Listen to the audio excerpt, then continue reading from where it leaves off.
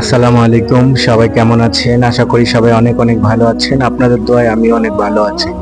তো আজকে থাম্বনেল এবং টাইটেল দেখে অবশ্যই বুঝতে পারছেন আমি কি গল্প শেয়ার করতে যাচ্ছি।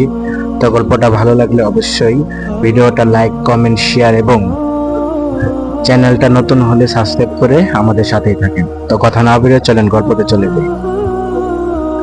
তো গল্পটা হচ্ছে একজন ইমামকে কেন্দ্র করে। গল্পটা একটু হাসির, লাস্টে হাসির আছে শেষে। তো শোনেন। তো একটা ইমাম সাহেব মসজিদে নামাজ পড়াচ্ছিল, জোহরের নামাজ। তো জোহরের নামাজ সে চার চার রাকাত নামাজ, ফরজ নামাজ সে পড়াচ্ছিল। তো সে নামাজে যাচ্ছে, নামাজ পড়তেছে।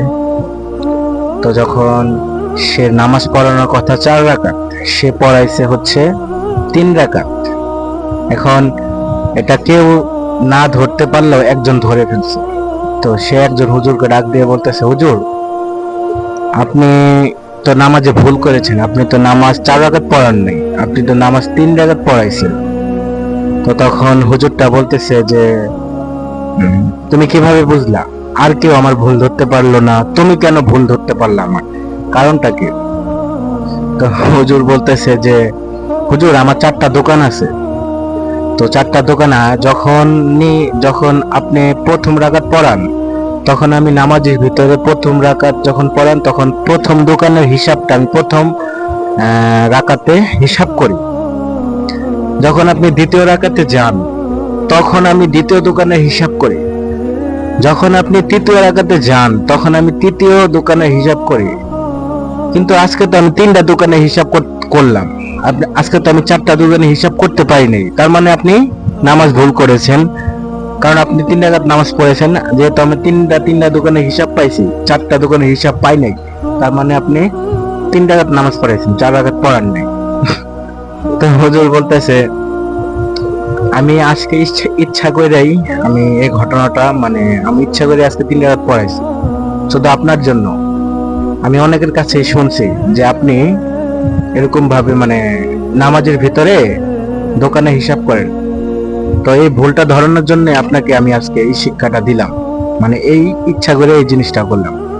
দেখেন ভাই, নামাজ পড়তে হলে ইমাম সাহেবটা ওই লোকটা বলতেছে, দেখেন ভাই, নামাজ যখন পড়েন তখন আল্লাহর সাথে সরাসরি আপনার কথাবার্তা হয়।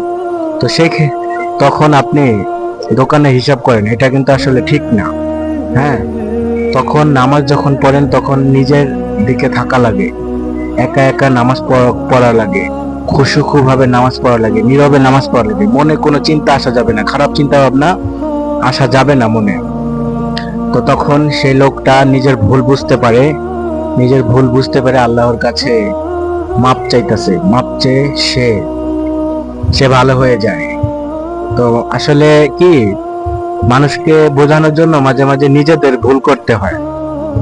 যেমন এই ইমাম সাহেবটা ভুল করছে, যার কারণে কিন্তু এই লোকটা অনেক কিছুই বুঝতে পারছে।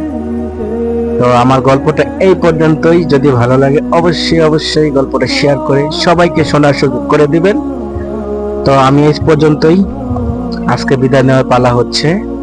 তো আবারও নতুন একটা ভিডিওতে, নতুন একটা প্লেসে, নতুন একটা গল্পতে আবারও দেখা হচ্ছে। ভালো থাকেন, সুস্থ থাকেন। আল্লাহ হাফেজ, সালাম আলাইকুম।